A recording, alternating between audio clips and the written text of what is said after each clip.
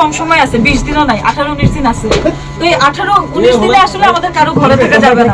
মানে ঘরে থাকা যাবে না বলতে আমি বুঝাচ্ছি যে সবকিছু বাদ দিয়ে নির্বাচনী যে প্রচারণা সেটা করতে হবে। কারণ 1.5 বছর ধরে আপনারা যে কষ্ট করছেন কিংবা আব্দুল হান্নান মাসুদ যে কষ্ট করছে, সেই 1.5 বছরের কষ্টের ফলাফল কি ভালো হবে না খারাপ হবে সেটা কিন্তু এই 18-19 দিন নির্ধারণ হবে, তাই না?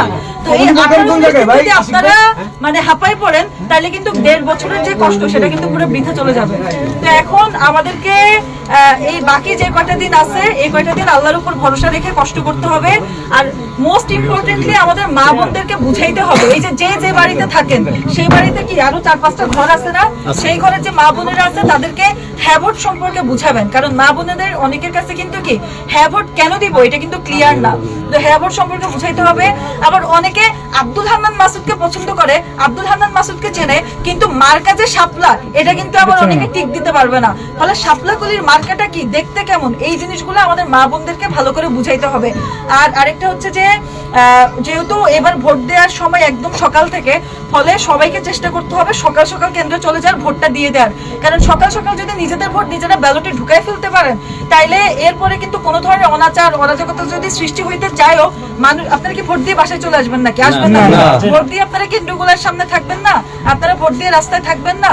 ফলে কোনো ধরনের অরাজকতা বা অনিয়ম যাতে তৈরি হইতে না পারে সেটার জন্য কিন্তু ভোটের দিন সবাইকে প্রস্তুত হইতে হবে। ভোটের আগের দিন পর্যন্ত সব কষ্ট করলাম, ভোটের দিন সকাল সকাল যে ভোট দিয়ে বাসায় চলে আসলে ঘুমাই গেলাম, এটা কিন্তু হবে না। ভোটের দিন সবচেয়ে গুরুত্বপূর্ণ দিন, ওই দিন সবাইকে ভোট দিয়ে রাস্তায় থাকা লাগবে, ভোট কেন্দ্রের আশেপাশে থাকা লাগবে, যাতে কেউ এসে ওই আগের মতো ভোট কারচুপি করতে না পারে। এই জিনিসটা মাথায় রাখবেন। আর এগুলো তো সব রাজনৈতিক বক্তব্য দিলাম, রাজনৈতিক বক্তব্যের বাইরে 2টা কথা বলি। সেটা হচ্ছে যে আব্দুল হান্নান মাসুদকে আপনারা কেবল আপনাদের রাজনৈতিক ভাবে নেতা মনে করেন না, তিনি কিন্তু আপনাদের নাতির মতো, আপনাদের ছেলের মতো, আপনাদের ছোট ভাইয়ের মতো, তাই কিনা? আপনাদের এলাকার সন্তান না? ফলে আপনারা তাকে হচ্ছে সেইভাবেই মনে করেন, যে রাজনৈতিক ভেবে আবার দূরে সরাই দিয়েন না আর কি। সে আপনাদের উন্নয়নের জন্য অনেক কাজ করছে 1.5 বছর ধরে। ফলে আপনারা তার সাথে ইনসাফটা কইরেন।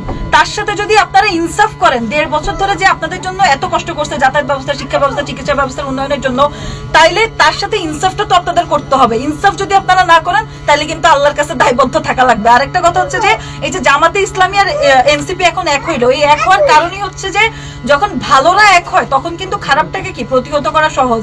ফলে এগুলা মাথায় রেখে নির্বাচনের জন্য প্রস্তুতি নেন।